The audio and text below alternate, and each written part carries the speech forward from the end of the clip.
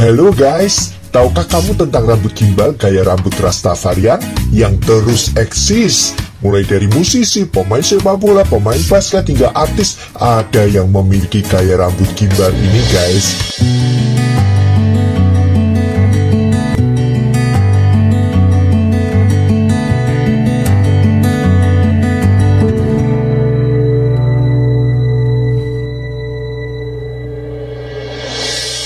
If you are new to this channel, well, I'm really excited to have you guys here. First of all, let me just say that, but second of all, please subscribe guys. I'm trying to do some really special things on you.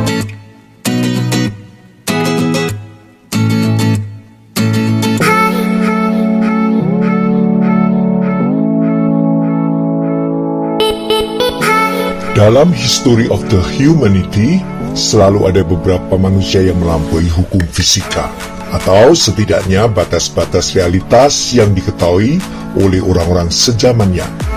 Ilmu magis supranatural menimbulkan rasa ingin tahu yang besar, juga rasa irasionalitas. Fenomena ini guys dijumpai di daerah yang menjaga tradisi nenek moyang, di mana ada orang yang ingin mencari ilmu kekebalan tubuh di luar kenormalan yang keluar dari tatanan orang biasa. Sebagian orang Jawa masih ada yang menjalani tirakatan untuk meyakini dapat menjadi orang yang sakti guys, dengan bertapa di hutan dalam jangka waktu yang sangat lama dan membiarkan rambut tumbuh panjang selama bertahun-tahun. Hal itu untuk dapat meningkatkan 10 kali lipat aura konsentrasi tunggal, kata mereka. Memang masyarakat sekitar malah menjadi segan, asing, dan takut ketika berjumpa dengan orang yang sudah bertahun-tahun menghilang dan tiba-tiba saja menampakkan diri di muka umum dengan penampilan yang sudah jauh berbeda, yaitu dengan rambut yang panjang gimbal karena sudah puluhan tahun dibiarkan saja. Inilah fenomena yang sering dijumpai. Tahukah kamu tentang rambut gimbal gaya rambut Rastafarian yang terus eksis? Mulai dari musisi, pemain sepak bola, pemain basket hingga artis, ada yang memiliki gaya rambut gimbal ini guys.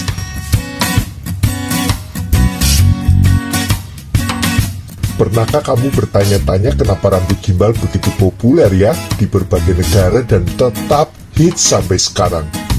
Pernahkah juga terpikir jika rambut Simpson juga gimbal? Alkitab mengatakan 7 jari rambut karena tidak pernah dipotong sejak lahir.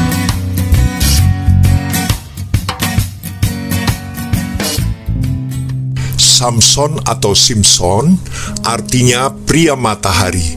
Nama ini bermakna bahwa dirinya menebarkan cahaya dan perkasaan, atau dia yang melayani Tuhan. Simpson adalah seorang tokoh seperti Hercules yang menggunakan kekuatan fisiknya yang luar biasa untuk bertempur melawan musuh-musuhnya dan melakukan beberapa aksi kepahlawanan yang tidak dapat dilakukan oleh manusia biasa.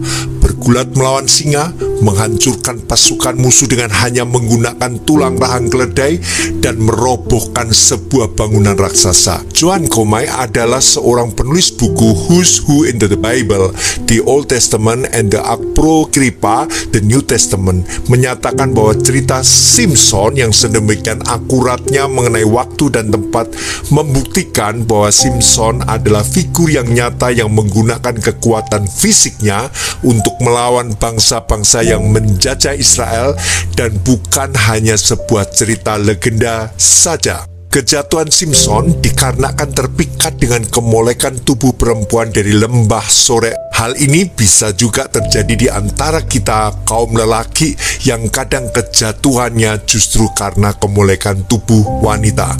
Namanya Delilah.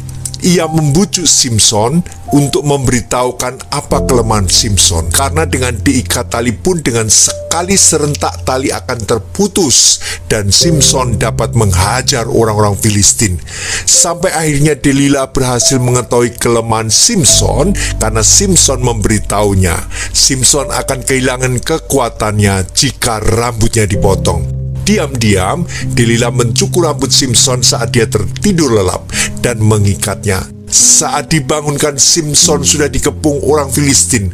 Saat dia berusaha merontak, kekuatannya sudah tidak ada. Simson hilang kekuatannya. Orang Filistin dengan mudah menangkap Simson dan menahannya. Simson dicongkel matanya sehingga menjadi buta dan dipaksa menjadi tontonan seperti badut pertunjukan. Selain itu, Simson juga harus menggiling di gilangan gandum. Lama berselang, rambut Simson mulai tumbuh. Simson berdoa pada Allah agar diberi kekuatan sekali lagi untuk menghancurkan orang Filistin. Saat perayaan Dewa Dagon, Simson diikat dan dibawa sebagai tontonan di kuil Dagon. Karena Simson buta, saat itulah Simson menyuruh anak-anak kecil yang menuntunnya untuk mengarahkan Simson ke tiang penyangga kuil Dagon. Segenap kekuatan Simson dikembalikan oleh Allah, dan dengan kedua tangannya Simson memeluk tiang penyangga dan merubuhkan kuil Dewa Dagon. Simson ikut mati bersama orang-orang Filistin setelah dia menghancurkan kuil Dagon di saat terakhir hidupnya. Itulah kematian Simson, mati bersama musuh bangsa Israel, yaitu bangsa Filistin. Sejak sebelum lahir, Tuhan sudah berbicara kepada istri Manoah, ibu Simson. Telah datang kepadaku seorang api Allah yang rupanya sebagai rupa malaikat Allah, amat menakutkan. Tidak kutanyakan dari mana datangnya, dan tidak juga diberitahukannya namanya kepadaku. Engkau akan mengandung dan melahirkan seorang anak laki-laki. Oleh sebab itu janganlah minum anggur atau minuman yang memabukkan, dan janganlah makan sesuatu yang haram. Sebab sejak dari kandungan ibunya sampai pada hari matinya, anak itu akan menjadi seorang nasir Allah. Dalam Hakim-Hakim 16 ayat 17, maka diceritakannya kepada segala isi hatinya, katanya, kepalaku tidak pernah kena pisau cukur, sebab sejak dari kandungan ibuku, aku ini seorang nasir Allah. Jika kepalaku dicukur, maka kekuatanku akan lenyap daripadaku, dan aku menjadi lemah sama seperti orang-orang lain. What happened in my life can be experienced for you guys. To keep high spirit, thank you once again all of you who watch this video. I ask for you prayers and support so that I can keep inspiring all of you. I'll see you guys in another video, and as always, stay strong and awesome.